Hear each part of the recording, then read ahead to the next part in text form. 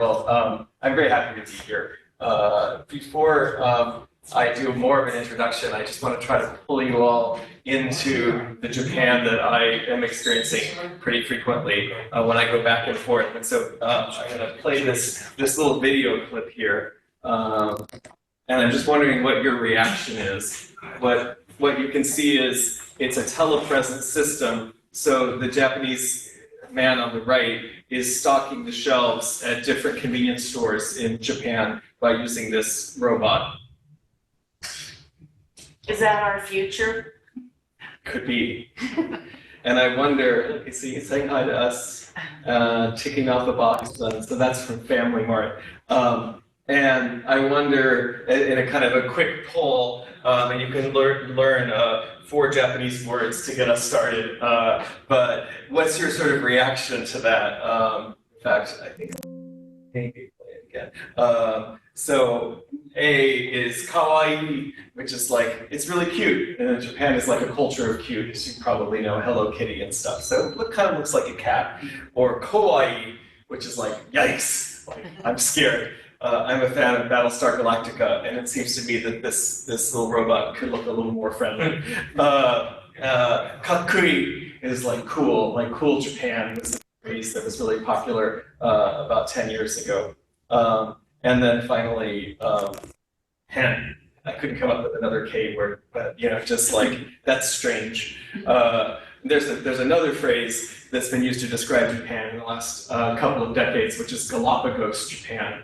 And this idea that on this island, just unusual, strange things happen because the Japanese don't interact all that much with the rest of the world on a daily basis, although, of course, they send their products and like that. So, for example, for those of you who use iPhones, the kind of autocomplete technology on your iPhone is something that was super common in Japan like 20 years ago. Like when I was in college in the 90s, we had that, and somehow it just stayed in Japan and never really kind of made it out. Although, so what do you think? Who's in whoops, let me come back here. Who's in, trying to get that, okay. Who's in A? It seems kind of kawaii.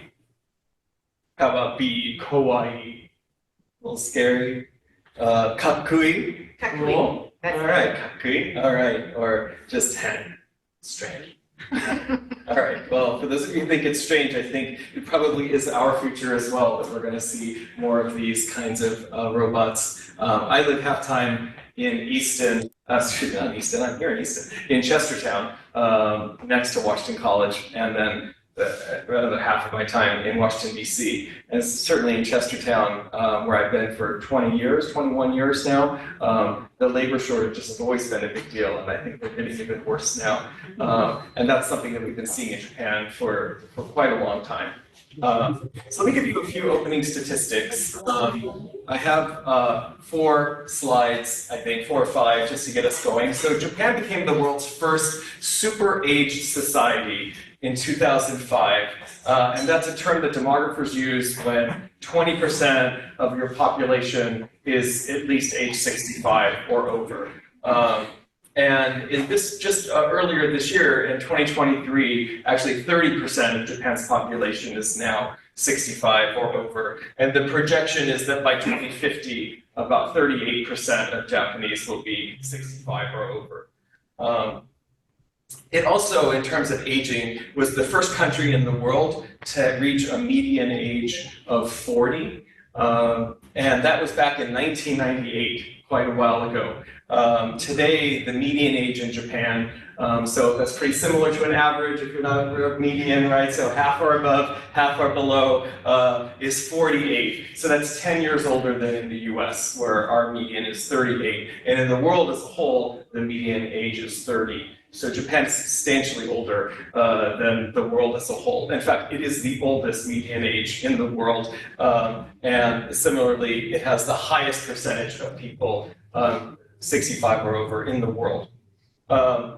So there's a holiday in Japan that's right around this time of year, Respect for Aged Day, Keiro no Hi. And so usually there'll be newspaper articles about, aging issues. Although in Japan today, there are newspaper articles about aging issues every day in the paper because it's such a big issue. But in 2021, I clipped one out that noted that the number of Japanese who were 100 years old or older was 86,500.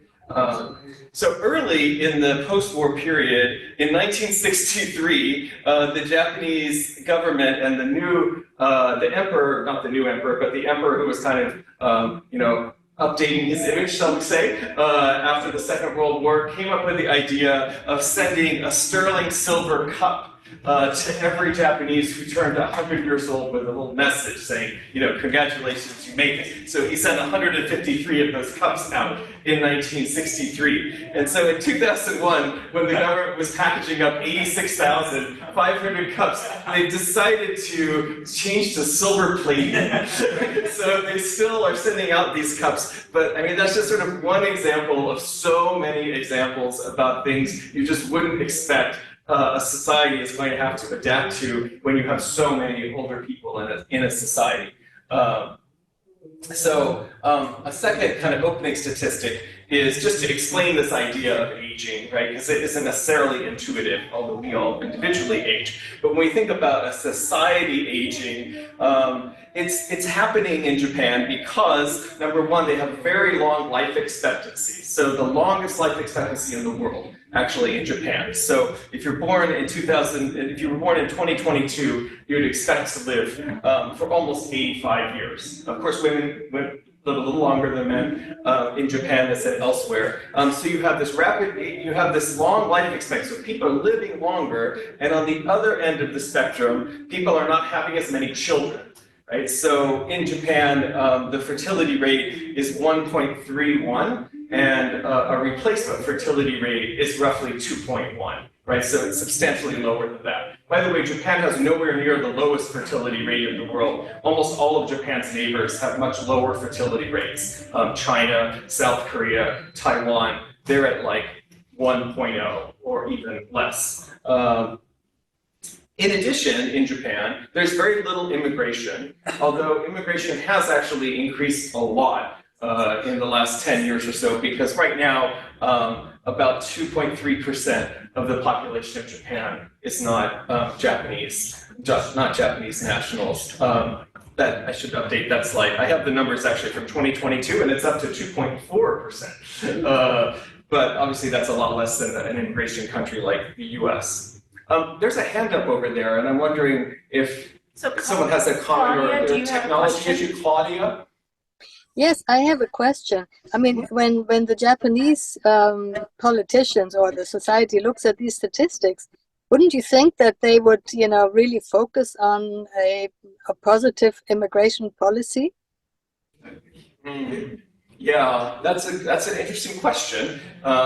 So as you can see from that statistic, nearly everybody who lives in Japan is ethnically Japanese and speaks Japanese as native speakers. And so traditionally Japan has had challenges integrating non-Japanese people into Japanese society. Some people would describe Japan's society as xenophobic.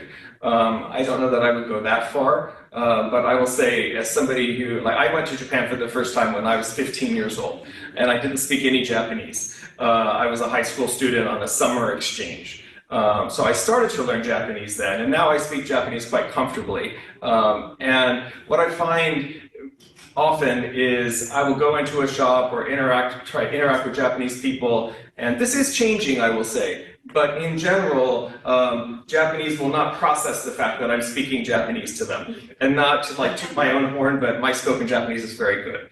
And so after there's a pause, then they're like, oh, you're speaking Japanese. And then they'll say, wow, your Japanese is very good. That's a thing that Japanese always say, even if you only can say 4 words, like kawaii and kawaii. And they're like, oh, your Japanese is so good. There's no expectation of that. I spent part of this past summer in Taiwan, and even though the Taiwanese have their own identity, originally they're from mainland China, most Taiwanese, and they have a Chinese cultural kind of sensibility. And in China, the expectation is that you would speak Chinese. I mean, they're not necessarily like upset at you if you don't, but they'll interact with you in Chinese. And if you don't speak Chinese, then they'll try to adapt.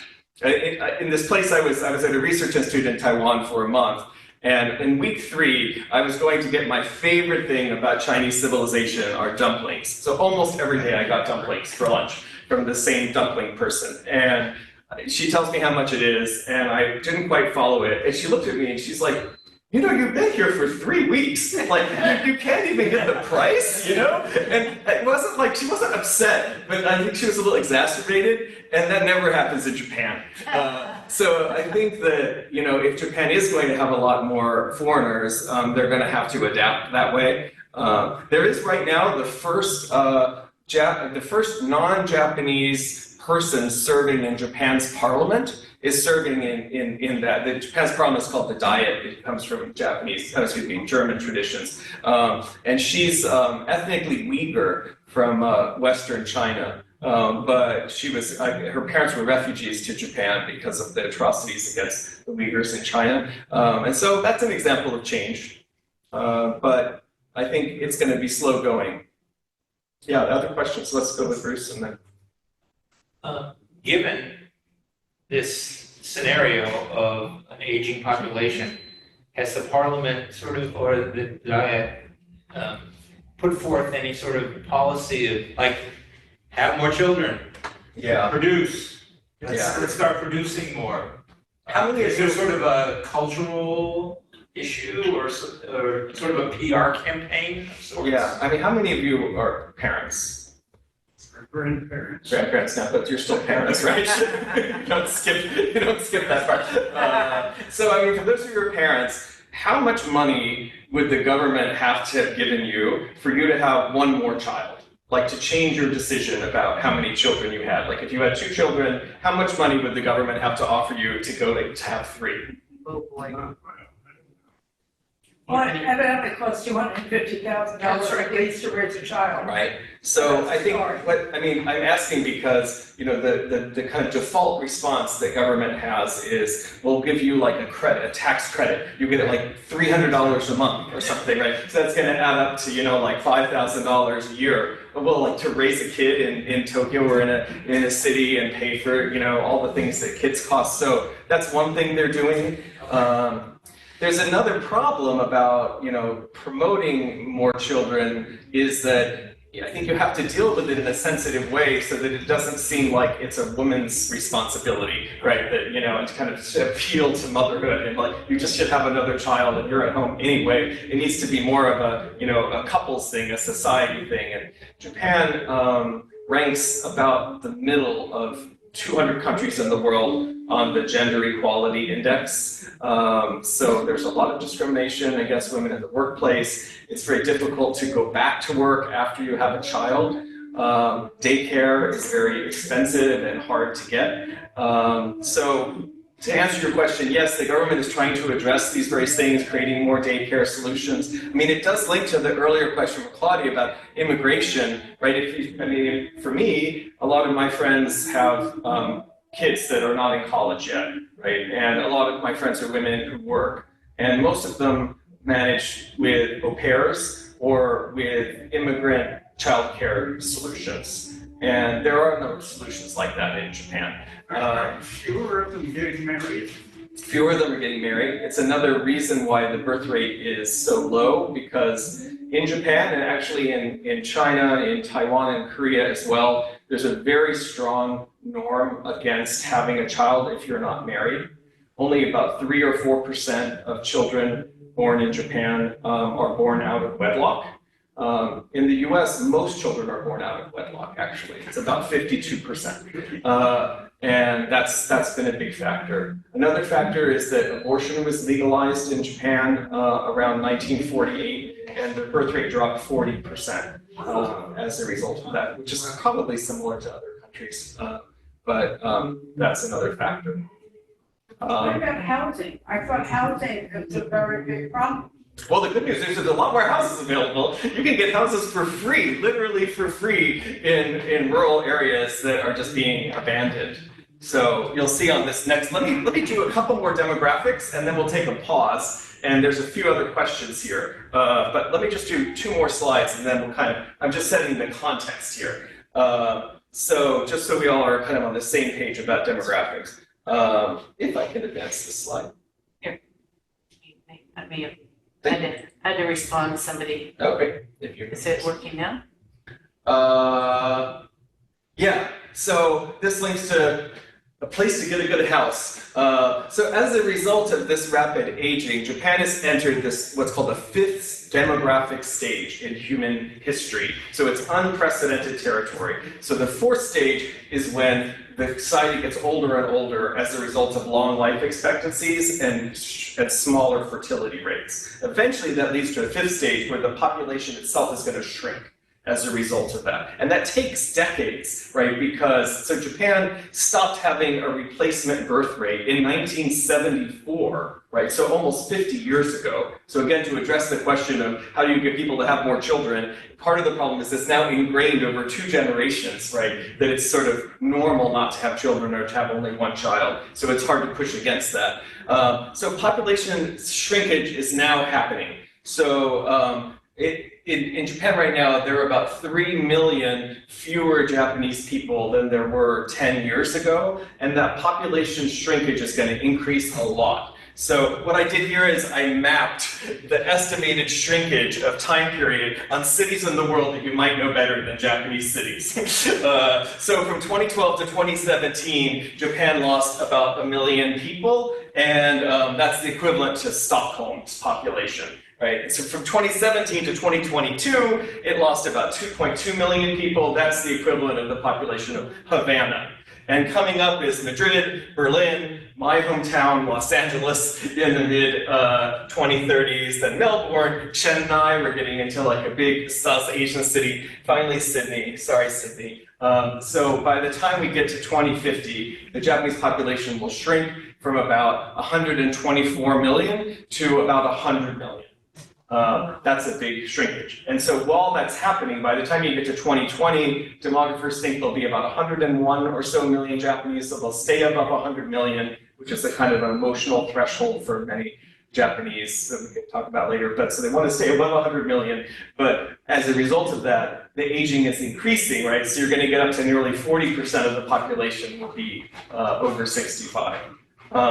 So just to put this in a kind of a context then, so Japan is the first major country in the contemporary world to experience population shrinkage. And so that started in 2011, but now others in Asia have followed. You might have noticed that in like newspaper headlines in the last year. So China began to shrink earlier this year.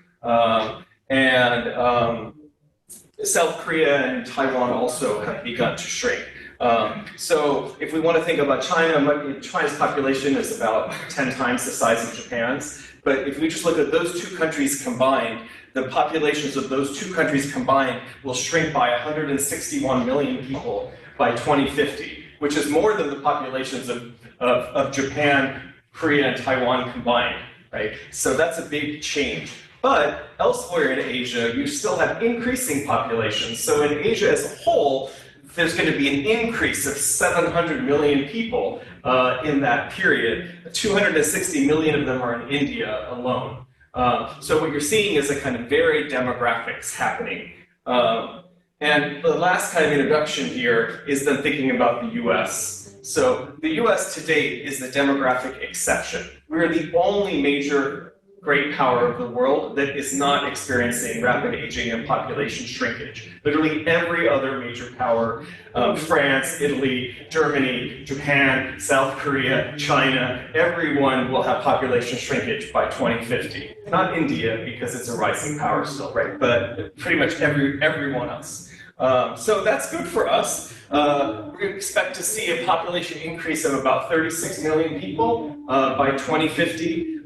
This does assume that the birth rate doesn't massively decline for some reason that we're not expecting. And it also assumes that we keep having immigration at a similar level to what we have now, which may not be the case, right? This is a very political issue. So that could change for us as well. So with that, that was kind of the introduction to get us started, to get you to kind of understand what I'm talking about. So thank you again for having me here. Thank you, folks for zooming in. It's my debut performance at the Chesapeake Forum, and even though I've lived half time in Chestertown for over 20 years, I've only been to Easton like 5 times. So it's kind of fun to it's fun to be here. Nice tennis courts nearby. I'm a tennis player. So let me ask, I'm happy to have questions throughout this talk. In fact, there were a couple of people who had questions a minute ago, so I want to go out to that. But before, can I just ask if we could raise hands? And I see everyone on Zoom, so you can do like this kind of raising hands if you want. I wonder, how many of you have been to Japan before? So 2 people, 3 people on Zoom, 4 on Zoom, 5 because there's someone else sipping wine covertly, I think. And just 2 in the audience. All right. So that gives me kind of a sense of things. So you had a question before. Do you still have one now? Yeah, I want to know, what nationals come into Japan to immigrate? And also, since their population is aging, do they have any type of social security system like we do in the US where the younger population really supports the income of the older population? Yeah, so that's going to be a big problem. Can you repeat the question? Oh, yeah, right. I think it was 2 questions essentially. One was, where do the immigrants that are coming to Japan, where do they come from? Yes. And then, do Japanese have a similar kind of social security retirement system that we have?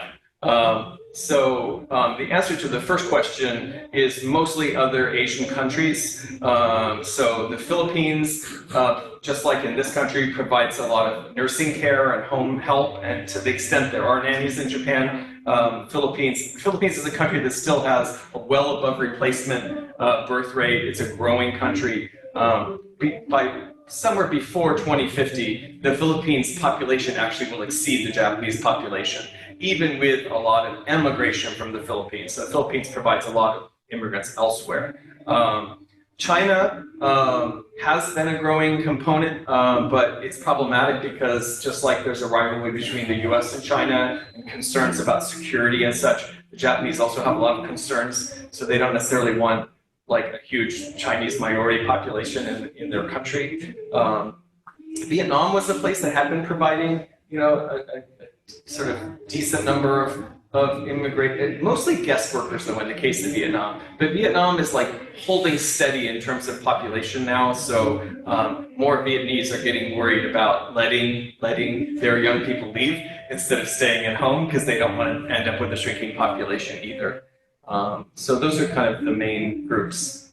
But it is a kind of a smattering. If you go to Tokyo and you just sort of walk around main streets, you'll see a lot of people of Middle Eastern descent. I mean, there were like Iraqi refugees that came to Japan, for example, not exactly refugees, but just people who left and wanted to resettle, Indians, all around, and of course Americans and others. To the Social Security issue, I'm gonna use this corner here.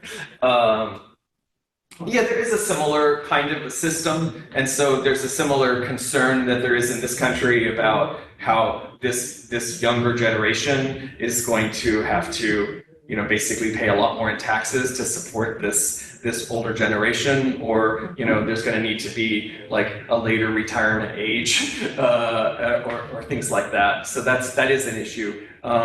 So as probably most of you know, a big political issue in this country, when our government may be shutting down in the next few days, is deficit spending.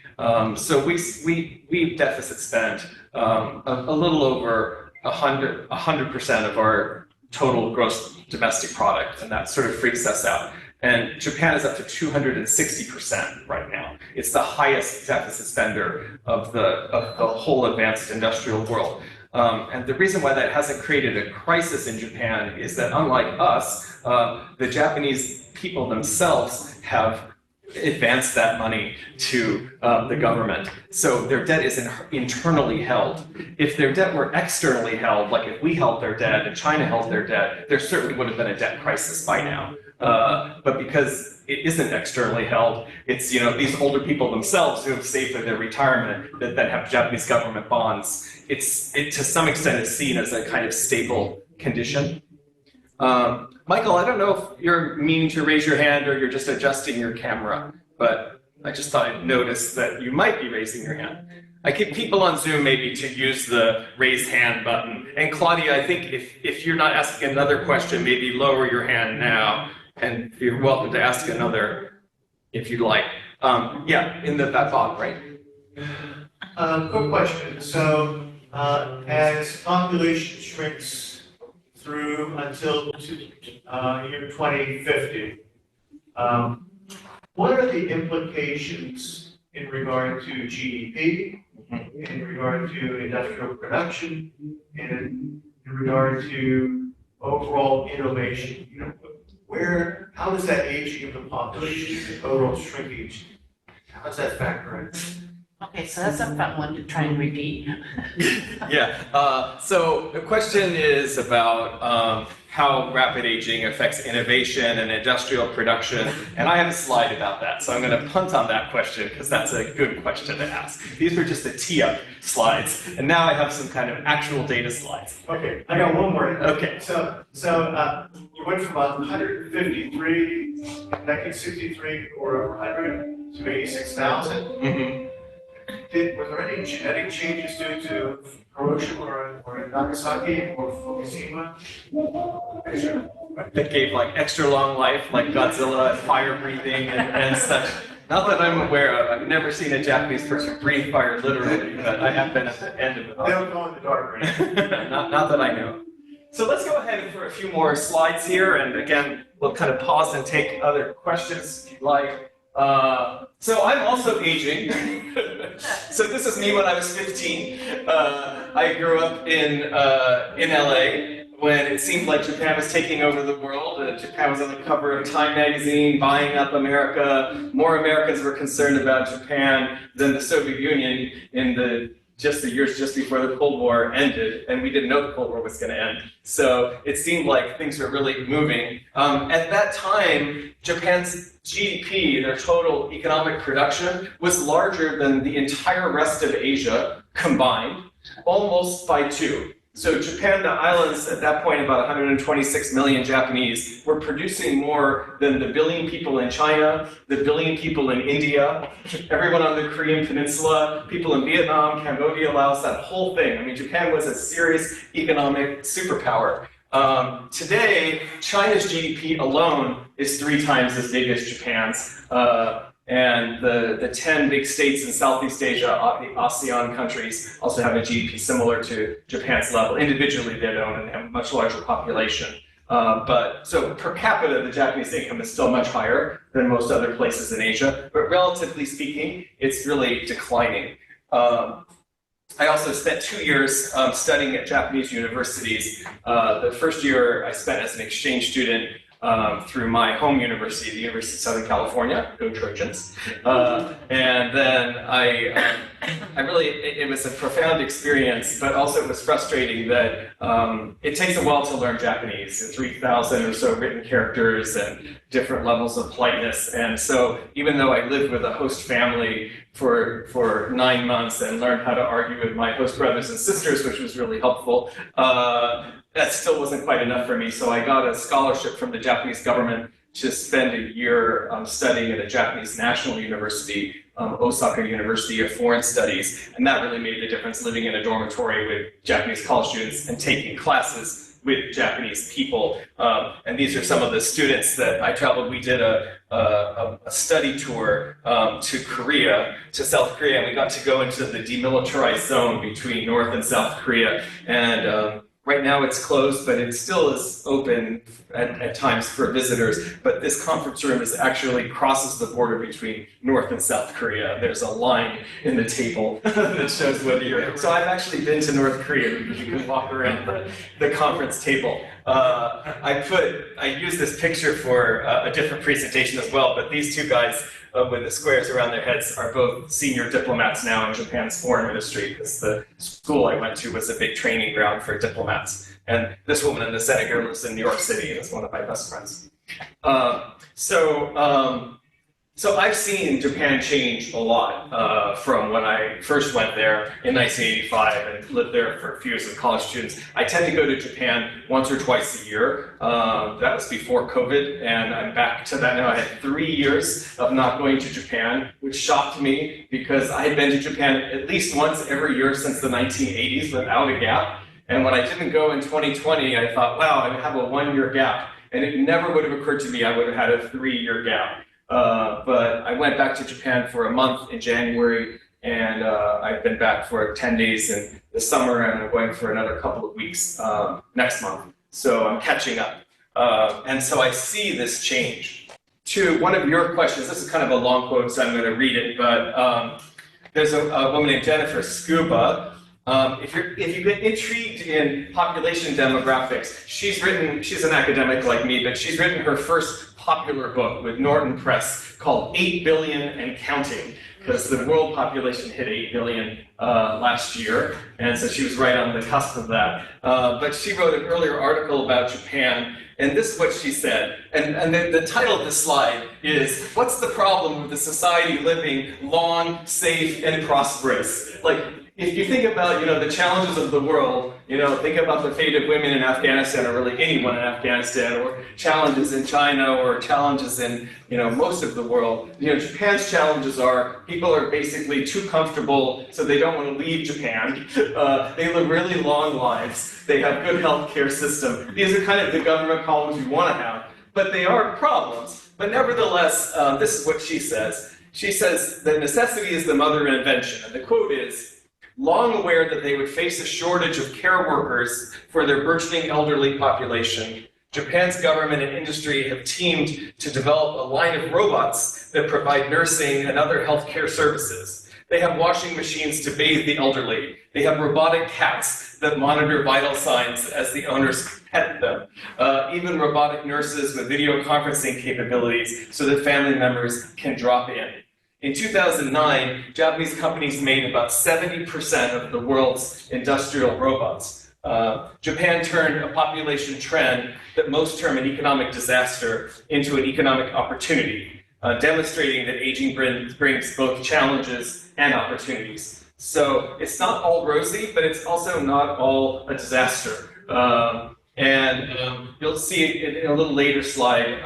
If you look at economic forecasts by major firms like Goldman Sachs or the World Bank, the forecast is that the Japanese GDP will increase by about 25% to 2050, even though their population is declining by 20%, right? So that's going to happen through big productivity increases, through the use of robots, through using women more effectively in the workforce, probably by having some more immigrants, and also probably having people work till older age. All of those things are expected. So that's sort of a good news. My own research focuses on the implications of demographic shift for military security, and so I will show you some slides that relate to that. But broadly, and I think we can come back to these things in Q&A, there are real effects on business development and entrepreneurship, which you asked about. There's very differential effects in Japan's regions. So at this point, 93% of Japanese people live in urban areas, even though Japan has a lot of rural areas. So you have massive rural depopulation. Some villages are just essentially empty. And this is where you can get a free house. I mean, you literally can get a free house. If you agree to live there and not to just make it like a weekend place or something like that. There are lots of villages in Japan that will give you a house, and not even one that's falling apart. Maybe a little falling apart, but it's habitable right from day one. You can do this in Italy too, by the way, if anyone's very adventurous. So it also has other effects on Japan's foreign policy and regional relations beyond military security, which is my focus, and a lot of impacts on Japanese society and culture, right, in dealing with an older society. So these are things we might talk about. Here's another kind of interactive illustration. Has anyone happened to heard of this coffee shop chain called Ueshima? It's a competitor to Starbucks in Japan. So it's a more profitable and faster growing coffee shop chain in Japan than Starbucks is. And so these are two pictures of kind of a typical Ueshima coffee shop. And this is probably a little small for you all, but this is a Starbucks in Japan. It looks a lot like a Starbucks in the US. And I wonder, like, can you kind of discern from a distance any kind of differences in kind of atmosphere in between these two places? Do you have any idea why Ueshima may be growing faster than Starbucks? Yeah. Well, they've got different foods products. Mm-hmm. Good. A lot Yeah. more seating. More seating. Mm-hmm. Can I get sashimi with my coffee? No sashimi in Ueshima. No. But you can get a typical traditional Japanese bean paste dessert. So not a chocolate croissant, but you can get a bean paste dessert. And anyone else? Fast serve, What's that? a fast serve restaurant basically versus wait for your coffee. Oh, so it's the opposite of that actually, right? Because older retired people have lots of time to wait and wait and wait. And the Starbucks people are like the 30-somethings that are just going and getting their coffee quickly and going out. So like, notice at the Starbucks here, you have all this stool seating around this like cool cast concrete counter, right? Older retired people don't want to sit in these seats. They want to sit in these seats. Especially these like, couch-like ones, right? A little lower to the ground. Another thing is, at Starbucks, that you can't see with this resolution, but the menu is in English. Because all Japanese people can read coffee or tea, right, in English. But do you want to read it coffee or tea, or do you want to read it in Japanese, which is your language, right? Ueshima is really popular, but if you go, also like the tables are a little bit lower. It's just very comfortable. The aisles are wider, right? It's more accepting. And I think more and more to entrepreneurship, the businesses that are succeeding in the entrepreneurship are in things that take advantage of a rapidly aging society. I've done a number of tours related to my research, even though it isn't core to national security, but it's kind of fun and I get a broader perspective on aging. So it's very common in Japanese hospitals now to have this little prescription drug dispensing robot that looks a lot like R2-D2 in Star Wars. It's probably not a coincidence, that's like kind of the trash can looking one, right? And so the little R2-D2 goes up to your bed and you put your hand in to have your blood pressure checked and then do a retinal scan and they see who you are and make sure your blood pressure is good and then they dispense the drugs and watch through a camera to make sure you actually take them, right? And so according at least to the promotional literature, it's much more accurate actually than a human person handing out those pills. It makes far fewer mistakes and you don't need immigrants from the Philippines. You can have this robot do that, right? And that's really quite common. And what I expect is that in terms of entrepreneurship, that these sort of prescription drug dispensing robots are going to become quite popular in other countries in the world, right? And the Japanese have developed them. Are they controlled by the nurses at a, desk? The robots? That's a good question because in that opening slide you saw, one thing about robots is sometimes they involve a lot of human labor. Drones can be like that too, right? These prescription drug ones are much more autonomous. They just interact with the computer. They don't need much supervision. So it's a much more labor saving. Program. That's true. You do have to program. Of course, you have to program them, and you need people to develop them, right, and to marketize this. But the Japanese have a lot of capital and all the savings. I haven't played with the cat. So we have a comment from the chat Oh, great. about when you asked whether the differences. And the comment from Eva was, do you not have any baristas? Any baristas? Mm-hmm. Oh, yeah, I think Japanese are a little bit weird with privacy and people in photos. So these are like photos from Starbucks in Ueshima. So I think that's kind of standard not to put pictures of people. I think for our pictures, we tend to have people in them. Well, is the Japanese, do they have is it self-serve for the coffee or? No, it's still, people are standing at the counter and giving Okay. that out. But what's very common in Japan now, and I was surprised actually just in the last 3 years in the Gap I was in, just like here, it's becoming fairly common to have the kiosks where you order, on a screen and you can just pay with a card. Right. And then you see a person. That's becoming much, much more common in Japan than in the past. So I'll say a few slides about kind of the security implications. I won't go in too much depth. If you want to learn more about it, I did give a Zoominar for University of California at San Diego about this last year. And if you're interested in Japan and your curiosity gets piqued, especially with that Japanese proverb on the wall up there, the UCSD has this great Zoominar series on Japan. It's called the Japan Zoominar. So almost every week they have a Zoom that's free to register for it. And I'll give you a site for one at the end. It's actually all about social change in Japan as a result of aging. It seems like you're transitioning to a larger, different area. Is there such a thing as homelessness in Japan? And do they have, what kind of homicide rate do they have compared to like the United States? Homicide rates are extremely low in Japan. Crime in general is very low in Japan. Yes. The Japanese were very kind of shocked, I guess, when Japan's last prime minister, Shinzo Abe, was assassinated with a gun.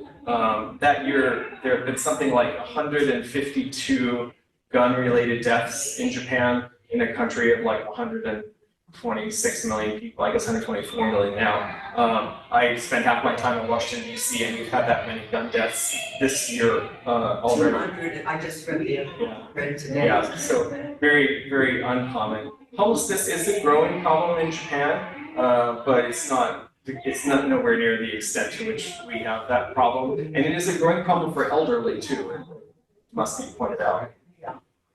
What about a trend away from or towards multi-generational families, in other words? No, it's just the opposite of that. So a trend towards multi-generational families, it's just the opposite. Japan, the Japanese didn't really have a kind of tradition of that in the post-war period to begin with, but it's even less so now. And of course, since so many people only have one or no children, then that's a whole other problem, for the elderly. The fastest growing population in Japan right now are people 80 years or older. That's the fastest demographic. So it's not just 65 or it's 80 or over. And so the demographers call this group the old. They're the older than the old. And the Japanese use that term too. And the idea is that care and issues that relate to the old are quite different than 65 or 70-year-olds. Japan also has a higher percentage of people over 65 working than in the U.S. In the U.S., I just looked up this morning. It's about 19% in the U.S. of 65-year-olds or over are working, not necessarily full-time, but are working in paid employment. And in Japan, it's about 25%. But it's not directly related to the Social Security issue. I think, again, Social Security in Japan is broadly similar. I mean, if you didn't do any savings and you didn't make a lot of money as a worker before, you're going to scrape a little to make that work for you. And so maybe that's why you're going to work beyond 65. But I also know a lot of people over 65 in Japan that just are thinking, wow, we're going to live to be 95 years old, and it's too early to just stop working and then do something else. And there's obvious labor shortages, so many Japanese, I think, have the view, or at least some Japanese have the view that it's kind of the socially good thing to help out society by doing something while you still can. Do seniors tend to live together or near one, share housing? Yeah, so this UCSD Zoominar, I'll share the author's name later. It's really great on that kind of stuff. And she did this field work by visiting towns to see how they're managing. But one thing that you can see even in Tokyo is a huge investment in elevators, in new buses that are so-called no-step buses that you can just get on easily. I mean, it's really quite a transformation. In this country, of course, we have more space in general, but also through the American for Disabilities Act quite a while ago, it became more common to have curb cuts, for example, or in new construction, you had to have, handicapped restrooms and things, and Japan didn't have a tradition of that. And so now it has a lot to catch up on in that realm, but it is catching up. It's quite interesting. So let me go through a few more slides. Just to put this in a broader context, let's see here, right? Yeah. So I already kind of mentioned that the world population as a whole is still growing. The news you may not have heard is that demographers don't expect it to grow much longer. So the idea, unlike in the 20th century where we just kept growing and growing and growing, there's a kind of universal consensus that at some point in this century, growth will stop and global population will start to decline because every country is basically following Japan's path. Japan is the leader, and now there's a next tier, and then there's going to be a tier beyond that, right? Accidentally changed this. Oh, the question though is when that will happen. So some kind of more forward, how do you say, progressive demographers are thinking that actually the growth might stop as early as 2050. The mainstream projections are later in the 21st century, but then things will start to shrink. The only places of the world that are still growing rapidly are sub-Saharan Africa and some places in Asia, including in India, for example, and others. Those are the only parts of the world that are still growing rapidly. So India is an example of that that I mentioned before. So the average age in India is about 30, which is about the global average. But India also now is at the point where it's right on the cusp of non-replacement fertility. But again, it takes decades and decades for that to lead to rapid aging. So India is just kind of starting that point.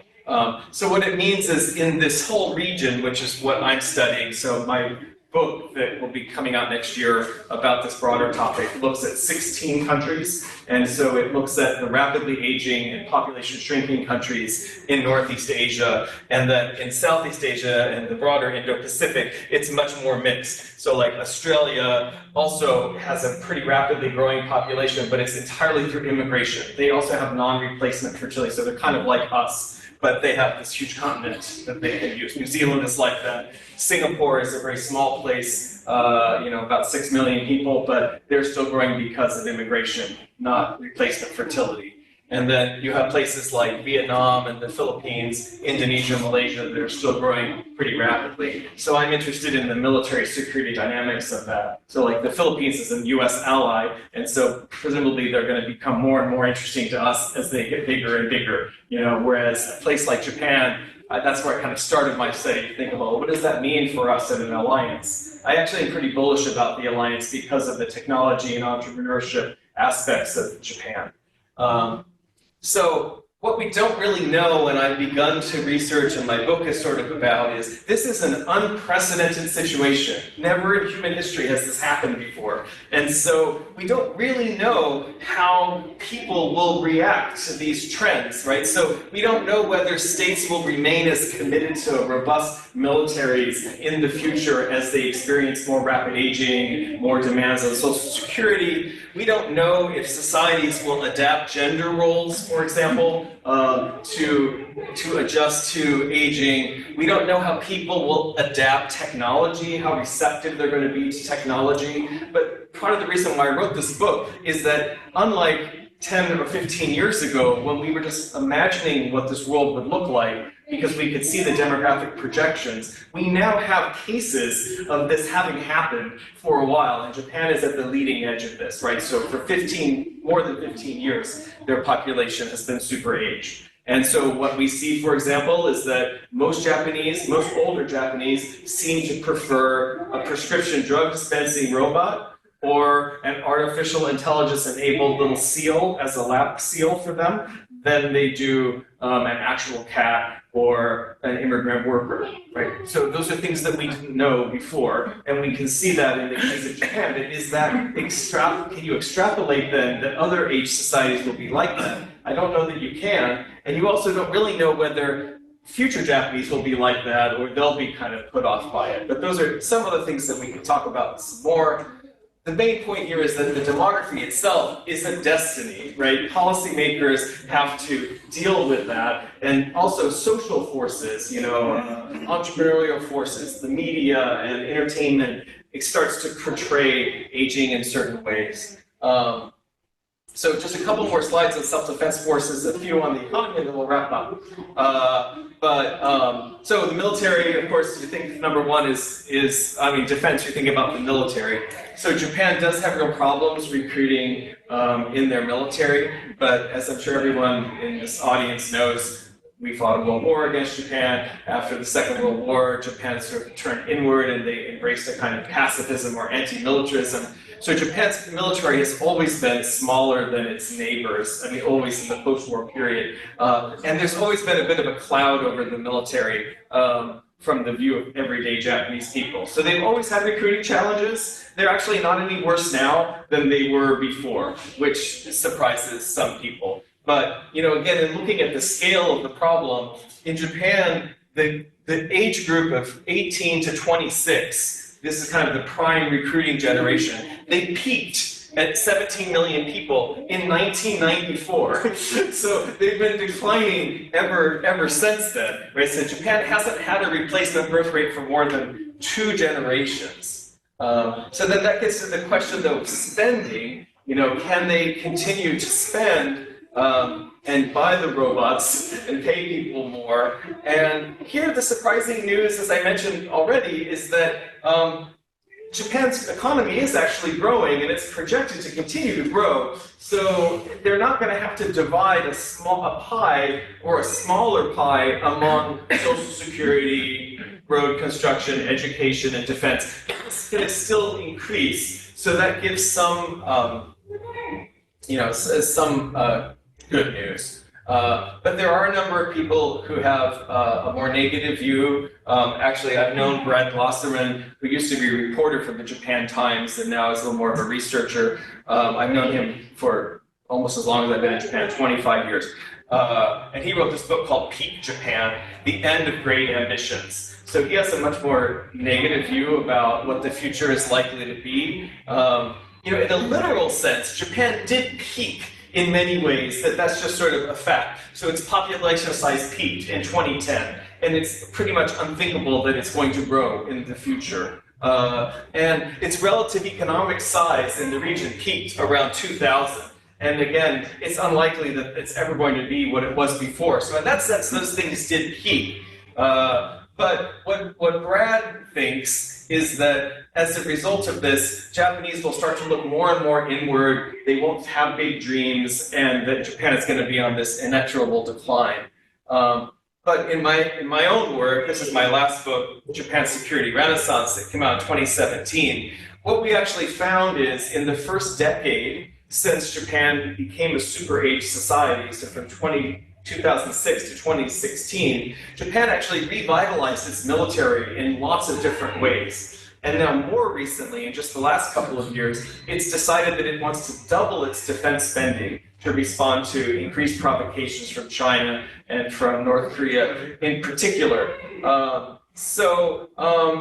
It isn't really turning out the way that Brad expected.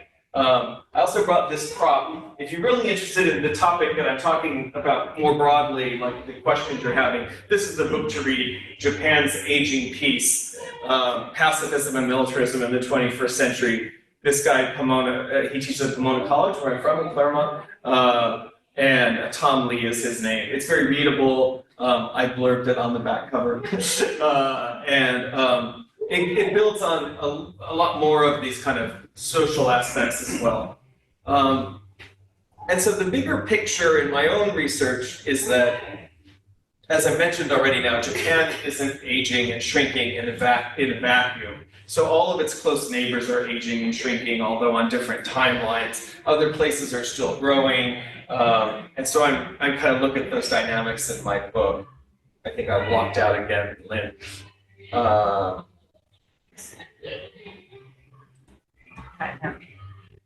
There we go. So the last few slides kind of set out a bunch of things we might talk about. And so the first is about how technology fits into this, right? So we've talked a lot about how technology can help with aging. But in my area, military security, there's a flip side of technology as well, that as we develop new technologies, those things themselves can become threats and require responses. So some examples of that are cybercrime and cyber attacks, right? So developing these computers helped us with labor saving, but now we're spending more and more money with actual people who are fighting cyber wars, right? AI, artificial intelligence, is going to, certainly be a part of our next few decades of our lives. And so, in principle, AI is going to help a lot with labor-saving issues. But I think it's predictable, at least in military security, that it's going to create all kinds of new security challenges that are going to have to be addressed. What this said here is just in terms of my own research. Often the so-called unmanned systems, these days we try to say uncrewed systems, are often kind of a one-to-one ratio of someone like the family mart stalker. There's still shelf stalker. So there's still labor saving in that because that dude can go instantly from one family mart to another. Like he doesn't have to get on a subway, there's no time in between. So there's some labor saving in that, but not as much as you might think. But AI could help with that.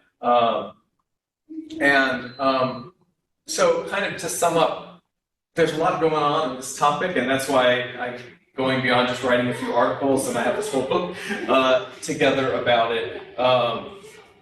What I find in my own research is that there's so much variation in military security in terms of the threats that specific countries face. So South Korea, which by the way is aging faster now than Japan, and will exceed Japan's age by mid-2050, and their population is shrinking faster than Japan's. It's right on the border with North Korea. It has a 1 million-man army, right? So its security concerns are different than Japan on an island, mostly protecting itself with planes and ships. Taiwan, China is another example, right? Where, Taiwan, another island, so that's kind of good for security, but they have roughly 24 million people, and the mainland Chinese is 1.4 billion of them. So even though China also is shrinking in population, it still has a much bigger population than Taiwan, and so the implications of aging are different for that. But for Japan, I think it's kind of a mixed bag. This is the last slide. It's a quote from Brad Glosterman's book on Peak Japan, but he interviewed a number of people for his book, and one was, Japan is still comfortable, rich, and beautiful. And I think, for everyday people, that's often what they've experienced. Brad Glosterman sort of balances this with the concern about a dearth of entrepreneurial activity, a growing risk aversion that you see among younger people. But on the other hand, this Japanese sociologist, Furuichi Noritoshi, he wrote a book, and I just love the title of this book. The title of the book, it's in Japanese, but translated to English is The Happy Youth of a Desperate Country. And what he reports is that Japanese young people report unprecedented levels of life satisfaction. So more than any generation in Japanese history. And maybe because things are more flexible for them, there's a lot more flexible work, just like we see post-COVID here. Many of them are choosing not to get married. Maybe they didn't want to get married to begin with. Many of them are choosing not to have kids. And so there is an intergenerational thing going on here where, I think it's especially older people in Japan who are upset that the younger people aren't doing what they did, which is all the women staying home, taking care of kids, all the men working, wearing dark navy blue suits and white shirts and commuting in crowded trains for an hour and a half each way. And a lot of younger Japanese are saying, we're just not interested in doing that anymore. And so, it's kind of a mixed bag. So we might talk about, that aspect. We might talk about, kind of the super aged population itself. And, we could talk about kind of the alliance impact. So all kinds of things we could talk about. I have an email, of course, at Washington College if you want to email me. And this is the Zoominar talk at UC San Diego that I thought you might be interested in if you're interested in the kind of social implications. Sarah Loveman is her name. She was a reporter and took a leave to write the book that she's done. And the title of her talk is The Leading Edge of Aging, Lessons from Japan. Again, it's free, and if you just sort of Google some combination of that, you can see, like, right now there's archived at least 70 or so lectures on recorded lectures from this series if you want to learn more about Japan. So I can add that when I send the video out to you, I can add that in that memo so that you have it. And this last slide that I think you'll also have access to has some of these books that I was talking about, Peak Japan or Japan's Aging Peace or The Happy Youth of a Desperate Country, which happily was translated into English in 2017, and some short articles of mine that all of my articles have to do with military security, though I don't write about the things I'm talking about today. So, good question. Can you say something about education in Japan? And they're obviously less young people, but this is a quite different culture from when I was growing up and learning about Japan. Yeah. There was tremendous pressure and Yeah. suicides. And That's I'm right. just curious, from your perspective, do you see differences in the way young people are being educated, the pressure put on them, or not so much? Yeah, there are big differences. So the question is like, how has Japanese education changed as a result of these demographic trends, essentially? And I mean, two things come immediately to mind. So I'm a college professor, right? So I have a lot of college professor friends. So there's no doubt that in the next decade, even less than a decade, a number of Japanese colleges and universities will close, right? Because there are way too many universities for the population ahead. And so that's a thing. But then in terms of how that affects broader education, what that means is that the pressure to take these entrance exams and to study hard to get into university is basically gone, right? Because anybody who wants to go to college is going to be able to get into college with this, new regime, right? So that's one aspect of it. Separate from, I think, the aging, but in terms of a broader social phenomenon, is Japan went through a real societal reckoning in the 1990s. Was a period that was called the lost decade in Japan. And there was basically no economic growth in Japan for a decade after their big economy of, the end of the Cold War period, the so-called bubble economy. The bubble burst. And Japan dealt with that bubble bursting through the way they deal with most problems, which is methodically and slow and without a lot of disruption. So they didn't allow many companies to go bankrupt in that decade, but the result of that is it just dragged out the sort of stagnation. Not recession, not homeless people like selling apples on the street, but just kind of stagnation. And the interesting thing, if you look at this from a sociology perspective, is now there's lots of articles written in the 2000s saying, this might have been a lost decade economically, but in terms of social innovation and change in society, it led to many, many changes. And one example is there was a phenomenon that there still is in Japan of children who just refuse to leave the house. They won't go to school. And part of that is because of a culture of bullying in Japan, which was very pervasive. Of course, we have bullying in our schools too. We need to be honest about that. But there was much more of a social acceptance of that, and there's not so much anymore. It's a change. There was a culture of excessive drinking and sort of bullying people, young recruits and companies to go out to drink. And now there's a lot of phrases in Japanese like, and not all of them are kind of, how do you say, non-judgmental, shall we say, but like one is you have the grass-eating men. So the idea was, men were hunters and men are supposed to go out and like find their women to date and buy fast cars and things. But it's instead what you saw in the 90s, this new kind of man who was like the grazer in the pasture, not the hunter, right? And so that it would be okay to go to a coffee shop and order cake, which you would never have done in the 80s. Like that would be, so I did that. And I could see how weird that was, but I could get away with it as a foreigner, right? My male friends would be like, oh my God, what are you doing? Men don't eat cake. And now a lot of men are like, I like cake. Or they get off of work and, the boss is like, let's go drinking for the next 3 hours. And an all you can drink establishment. And a lot of Japanese men are like, yeah, no, I don't really want to do that. I'm going to go home. So there are a lot of positive social changes, I think.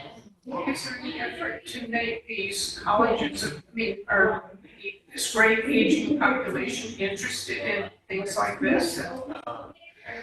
Yeah, the question is that like, are there ways to like use colleges and universities in like for like educating older people, for example? I don't think that there's quite as much of a existing culture of that, at Washington College, we have like something like this, the WCL program, right? And community colleges in this country have often done that. I mean, it is certainly happening, but I think it's a newer development. Is there an inclination to bring seniors in to help young people learn?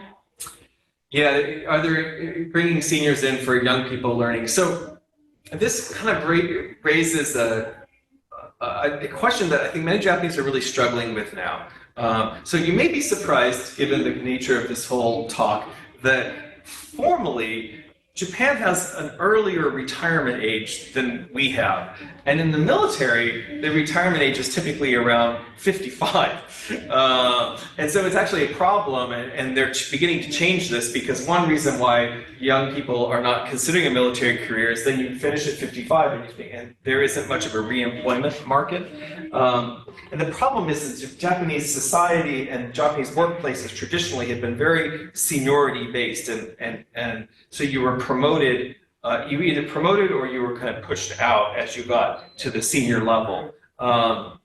And so what's happening, another big change in Japan, but it's still a big debate, is social actors, economists are trying to push Japanese society to create a more flexible labor market because of labor shortages. Unemployment is under 2%. And so the idea is if you can use labor more efficiently, right, then things are going to be better for everyone. But it's hard to do that. So in terms of using older labor, what's essentially happening now is that companies, especially big companies, just absolutely resist letting people, mostly I say people, but it's almost always men, they don't want senior level executive men to stay beyond 62 because it then crowds out opportunities for the younger men, right? So they still want them to leave and retire, but then to come back as like consultants or something. Or increasingly what's happening is they're getting opportunities in other firms. Like the firm they were in are like, no, we're done with you. But now that there's 2% unemployment and increasing labor shortages, now some other firm might hire them. And as I mentioned earlier, there are about 25% of Japanese 65 over working. Let's do 2 questions at a time. So I'll take one from you. Yeah. What do you think, in your opinion, are the positive and the negative learnings that can and should be derived by the United States from the experience you just described? Okay, so what are the kind of positive and negative takeaways from the Japan experience that could be applied to the US? And Bruce, you also have a question? I have a question. You haven't mentioned the imperial household and its role in culture, and is it changing? Because there's been lots of discussion I've seen just in the New York Times or other places about how it's changing and it's perhaps aging out. Is that true? And the impact on Japanese culture.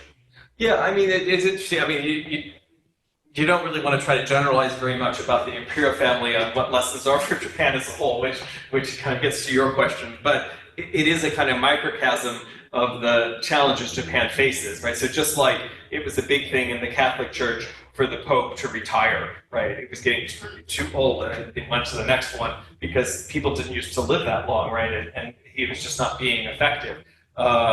At least that's what he was perceiving of himself, right? And so the same thing has happened in Japan. So the previous emperor retired, which had never happened before. And so now his son is emperor. A different problem the imperial household is facing is that it's part of the Japanese constitution, so the modern constitution, that only men can be emperors, even though actually in the range of Japanese history, there were lots of examples of women being emperors, but it means that daughters born in the imperial family have no kind of future. So there's an effort by some to change that, but the people who care the most about the imperial household are far-right conservatives, and other people seem to care a lot less. And in any kind of political system, when one group is really, really entrenched and they're absolutely against, female emperors and younger people, so they're kind of stuck.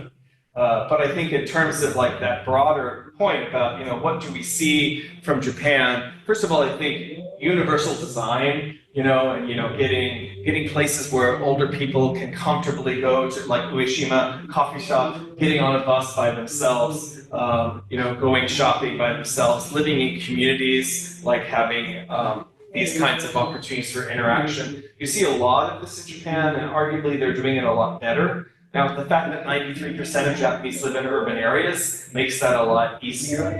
I live in Chestertown, which I think is another very broadly welcoming community for older people, similar to Easton. But people can live closer together, and so your neighbors and things. And so we see that in Japan. The healthcare, I think there's a lot of things we can learn from Japanese. Japan, like most industrial countries, has universal health care, but every country has tweaks to how that works, right? And Japan is a little bit more marketized, a little more like what progressives in this country would like to see, I think, where there's still kind of market incentives. But what you can see from Japanese data, because again, it's the first country to experience this rapid aging, is that smaller investments in health of elderly people early on can cause big savings in their long-term care. And so that's an issue that's out there a lot. What do you attribute to the longevity of the Japanese versus the rest of the world? I think it's the heavy smoking and drinking.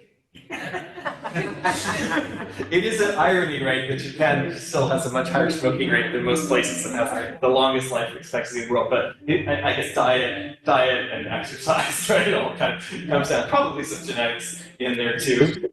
Is there a significant diaspora concentration of overseas Japanese? And I know there's one in Brazil. There may be enclaves in other countries as well.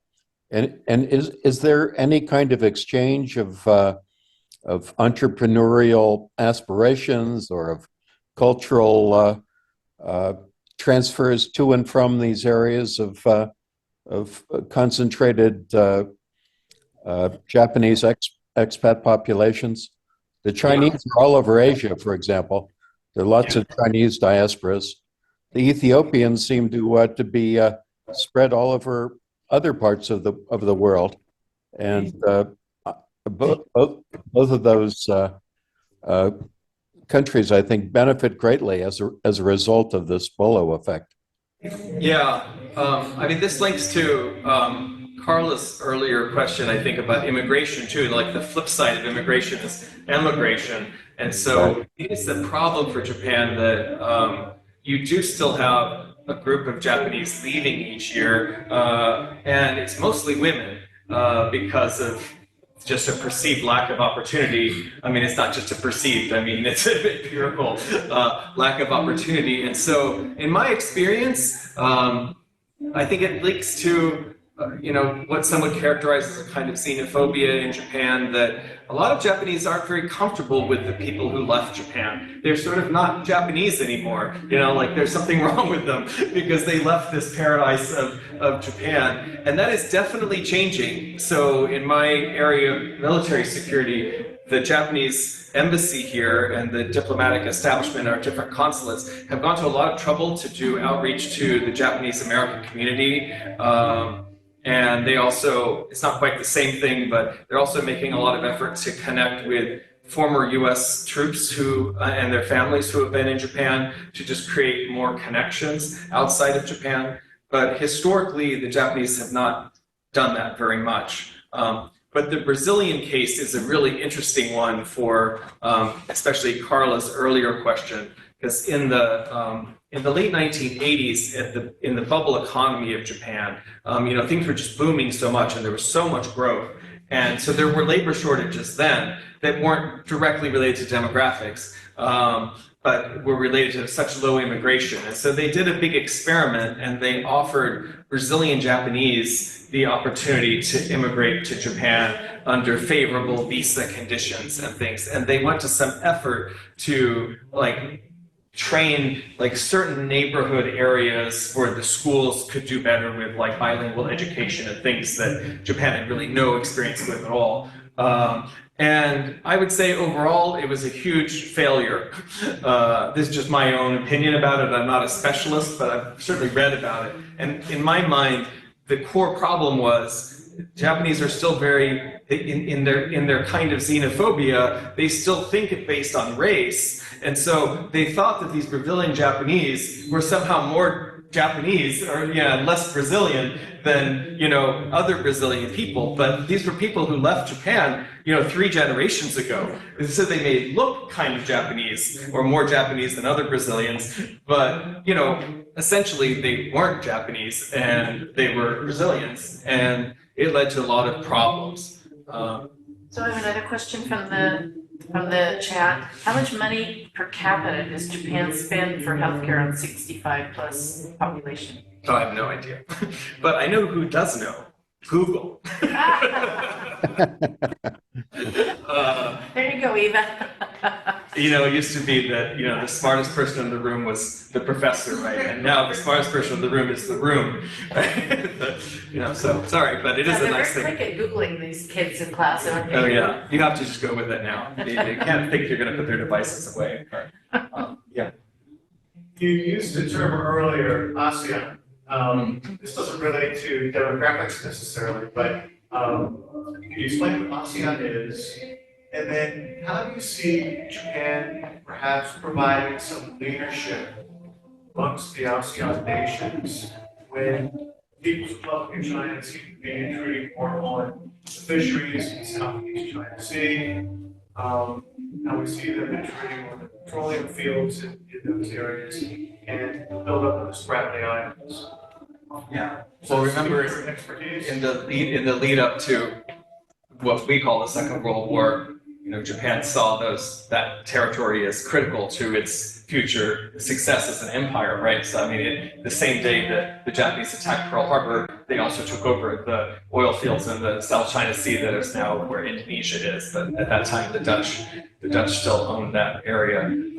So they're certainly aware of the resources there. And for those of you who maybe haven't thought a whole lot about Japan and Japan's sort of post-war trajectory, Japan's image in Southeast Asia was resuscitated much faster than most other places in the world. So the Japanese prime minister and government put a lot of effort into that in the early 1970s to invest in those areas and to kind of have co-prosperity in that way. And it was pretty successful, I think in part because the Japanese had only actually occupied those places for a few years in the war, and then when they left, most of those areas had been previously colonized by the Europeans, and so in memory, people in those areas remember more fighting away the Dutch and the British and the French, and in some ways, some people even credit the Japanese for starting that process of self-government. It's a complex history, but there aren't the same kinds of negative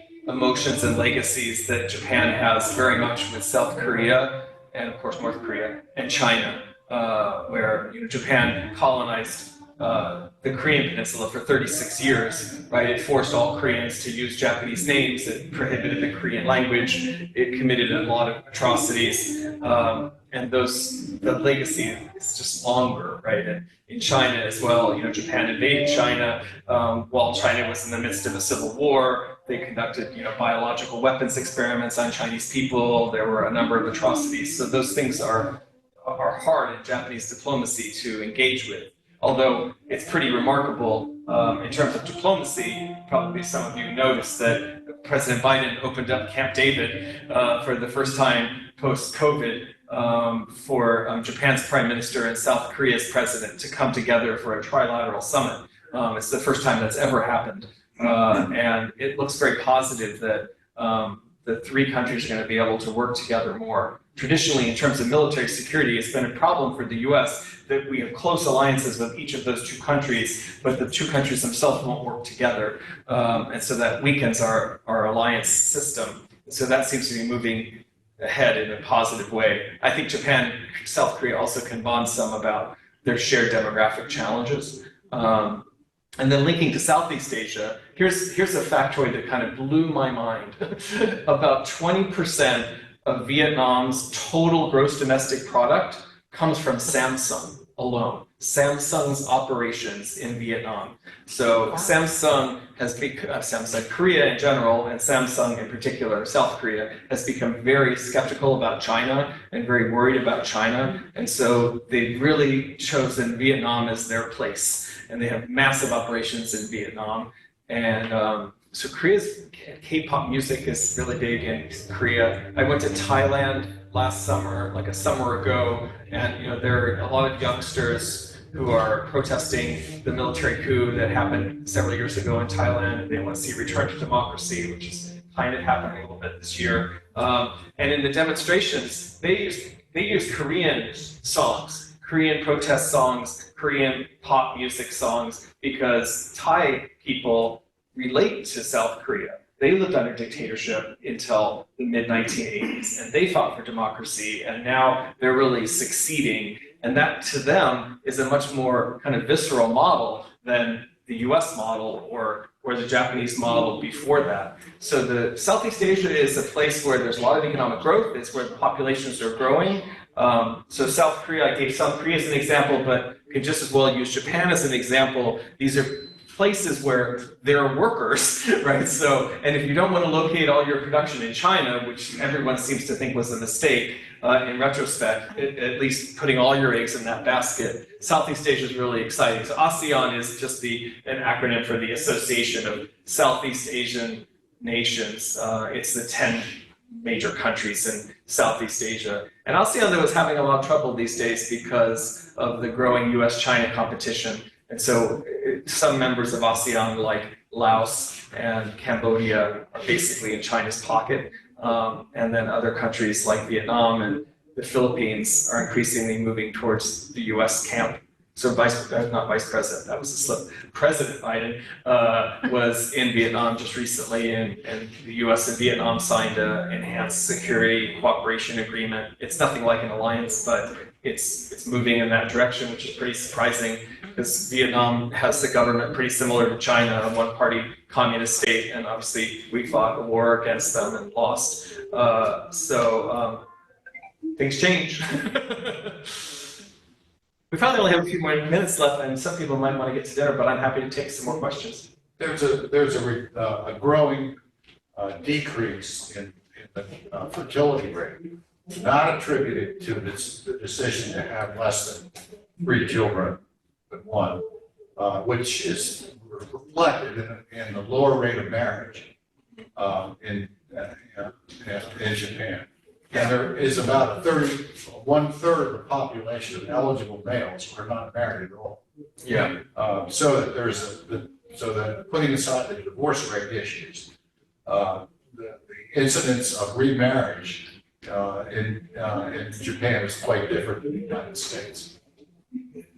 Yeah, I don't know the exact statistics, but I guess I think it's very fair. Actually. My question is could you talk more about the declining birth rate? Aside from the obvious, which is the number of children. Yeah. Are there more women than men? In Japan, a little bit. I mean, the natural demographic spread is to have slightly more women than men. Japan doesn't have any noticeable like sex-selective abortion, for example, which you see in China and you used to see in Korea. So in China, the current generation of marriage-aged men, people in their 20s or early 30s, there's a huge imbalance of men and women. So there are nowhere near enough women for all those men to get married. In military security, we call those people the hanging branches, that they don't get caught then into social webs and socialization and children, and so you can worry about them a little bit, in terms of military security. Japan doesn't have that problem. One of the social problems in Japan, I mean, again, to the extent that it's a problem for fertility, but yeah, a lot of Japanese have just decided that they don't want to get married, and the result of that means that then they don't have children, because there's such a strong social taboo against having children outside of marriage. So you could contrast that like to the Nordic countries where marriage is also very much on the decline. But there's a lot of cohabitation, and there's not really much of a stigma about having children outside of marriage, so their fertility rates are much higher. But it's a good example of how, I've talked about, and all of my research is about the effects of rapid aging and population shrinkage. But there's a whole other research agenda, and the Japanese government, it gets to an earlier question, is spending a lot of time thinking about how you actually raise the birth rate, because my book ends at 2050, and Japan will have a population of a little over 100 million then, but the demographic projections are just continuing to decline. So in the long term, it's really worrisome. So the Japanese government is trying to stabilize the population, and so far things like daycare, trying to enforce a little more gender equality in the workplace and flexibility, like maternity leave, for example. Focus tends to be on those things.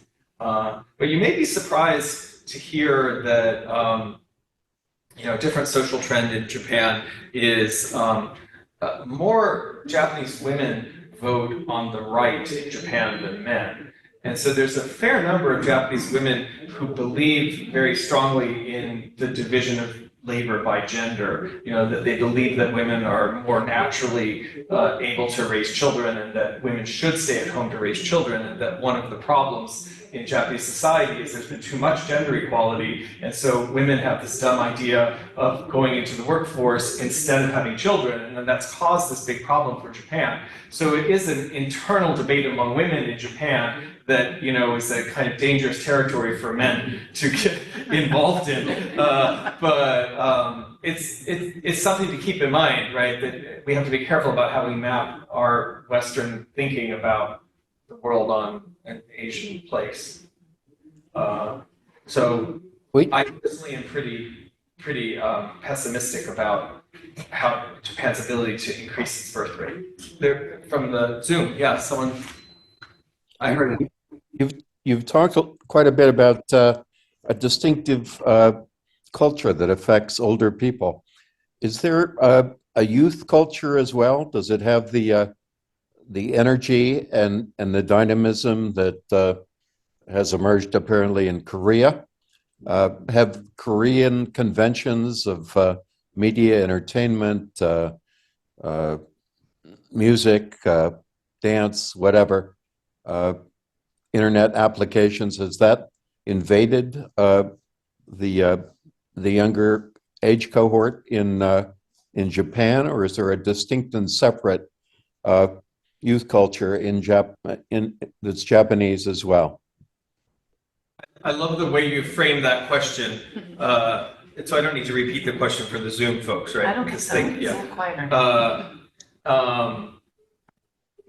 I like the way you frame that question because it's exactly the way that my current students would frame that question, and what I find so surprising given my long history with Japan. But K-pop and the boy bands in Korea and that whole culture is completely taken from Japan. So that youth culture was, the Koreans saw that, and then they made it their own. And K-pop, I think, arguably is a much more globalized phenomenon. That's why my students know about it. But in any case, the answer to your question is yes, there's a very distinctive youth culture in Japan. This probably also contributes to why some people don't marry. A lot of American younger people love what we call in the US costume play, but the Japanese also call it cosplay. So, Japanese animation, Japanese, animated movies, Japanese comic books called manga are huge consumption items in Japan, but also globally.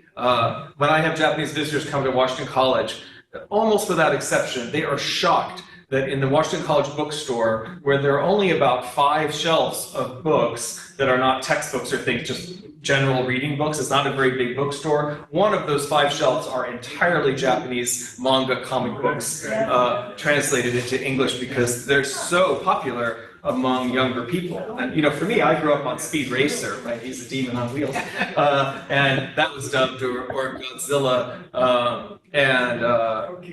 yeah, Pokemon. Yeah, I mean, Japanese youth culture is huge. Hello Kitty, of course.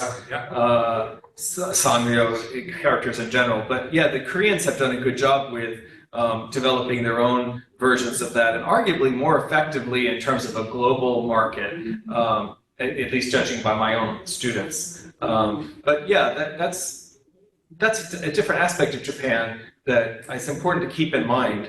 That it isn't, even though the society as a whole has become 30% 65 or over, it's still a country of 124 or so million people. So and urbanized, so there are large concentrations of younger people. It's funny, I'm realizing as we were going through this lecture that the music in the background really didn't distract me, because speaking of youth culture, going out to sing karaoke, right? The karaoke is such a Well, if you it's break still in a a song, thing. we're gonna know what's going on. It's still such a thing, and so I'm used to hearing that in the background and keeping focus. Well, listen, I'm happy to kind of hang around a little longer if you want to come up to me Well, and thank you ask me so questions much for individually. doing that.